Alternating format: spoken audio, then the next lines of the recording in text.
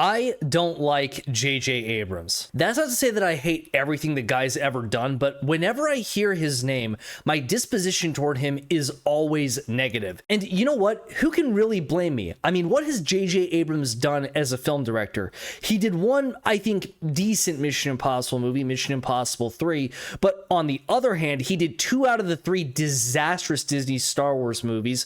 He did Super 8, which I barely remember, to be honest, and he did 2 Star Trek movies. The first one is okay, I guess, but the second one will fan service you to death. So it's no surprise that on the whole, the name J.J. Abrams is really something of a punchline to movie-going audiences. The last movie that he directed was the utter ass cancer that was Star Wars Episode 9, The Rise of Skywalker, and that was in 2019, and ever since then, you'll notice his directorial output has slowed to the pace of a glacier. Ever since the start of the new decade, Jar Jar Abrams' only credits have consisted of, now let me just get this right, 1 film producer credit, a bunch of TV executive producer credits, which what an executive producer credit really means and how involved Jar Jar was with those projects, your guess is as good as God's. But he also right now has an IMAX documentary out about the Blue Angels, which he produced along with Glenn Powell. But ever since The Rise of Skywalker, his directorial output,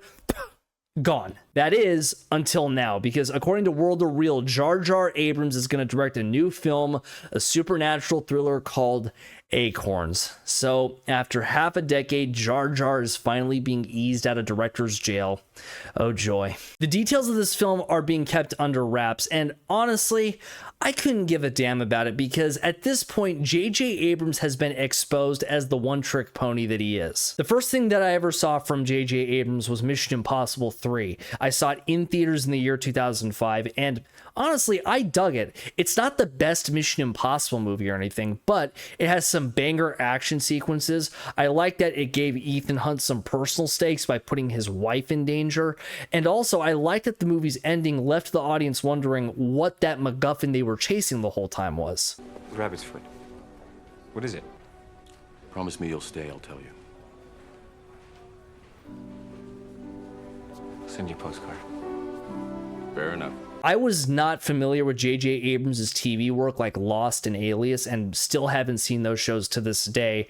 And since I'm not a fan of his, I'm probably never going to watch them. So I don't know if this particular parlor trick of not explaining certain things to the audience was in J.J. Abrams' work before becoming a film director. But man, little did I know when watching MI3 that one day Jar Jar's tendency to not explain shit to the audience would be one nail in the coffin of the most successful movie franchise of all time. Like, how did the First Order emerge, and why has the New Republic been oblivious to them? Why isn't the New Republic using its own military and instead relying on this shitty little resistance that's worse than the Rebel Alliance? How did Maz Kanata get Luke Skywalker's lightsaber? Where'd you get that? A good question. For another time. Yeah, sure. Who are Rey's parents, and how is she so strong with the Force?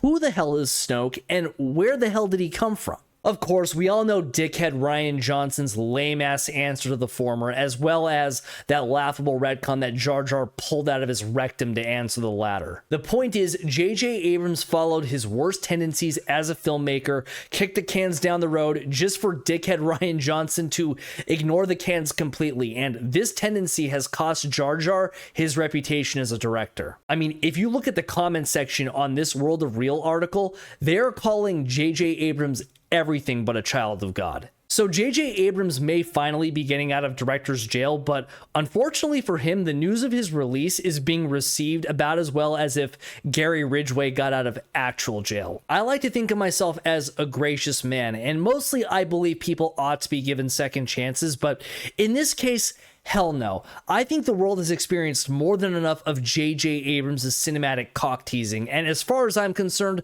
director's jail is where that man belongs. Shame on whoever the fuck bailed him out.